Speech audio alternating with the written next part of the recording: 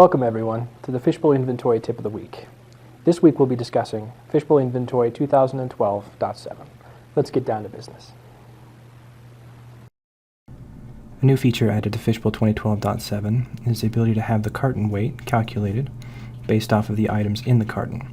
To show this, we're going to go ahead and add a new carton by clicking on the Add New Carton button. We'll click OK to add our carton. And then I'm going to select the item here at the bottom, and I'm going to select the down arrow to make it a part of carton number 2.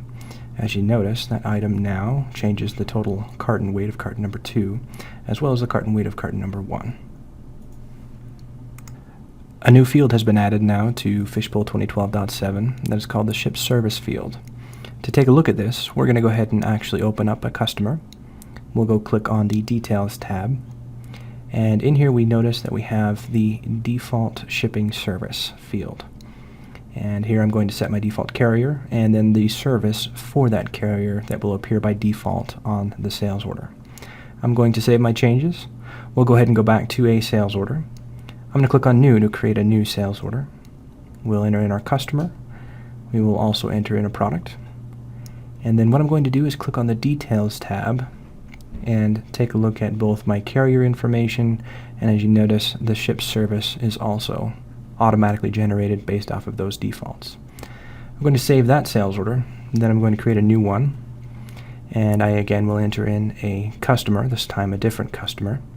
I will enter in my product, and as I go to the details, because I don't have one automatically assigned by default, I'm going to manually select my carrier here and also manually select my ship service.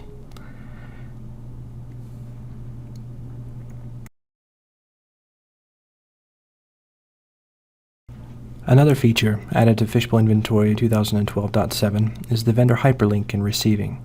To see this, we'll go to Receiving, and in the top right hand corner you'll see the vendor name in blue. Click on this to go to that vendor in the vendor module.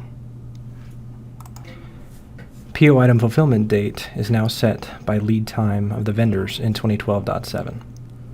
To see this, go to the vendor module, click on the Parts tab, and here we can see the lead time for each of the parts that we order from that vendor by days. Let's go to a purchase order and we'll see how this relates. We'll click on the New button, we'll enter in our vendor and select them. We'll then go in and enter in our part number that we have associated with that vendor. And if you notice, our order fulfillment date and our fulfillment date of the item have been set based off of the lead time. Fishbowl Pipeline is a cloud-based CRM that integrates with Fishbowl. We are going to be doing a greater detailed informational video on Pipeline later.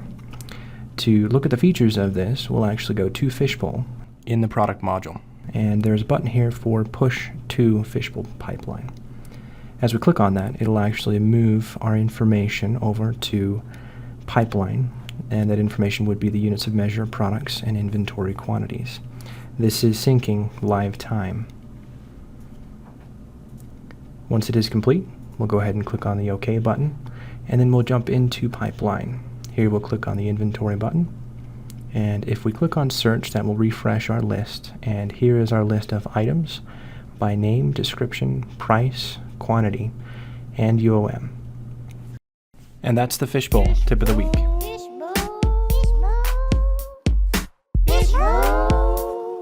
Tip of the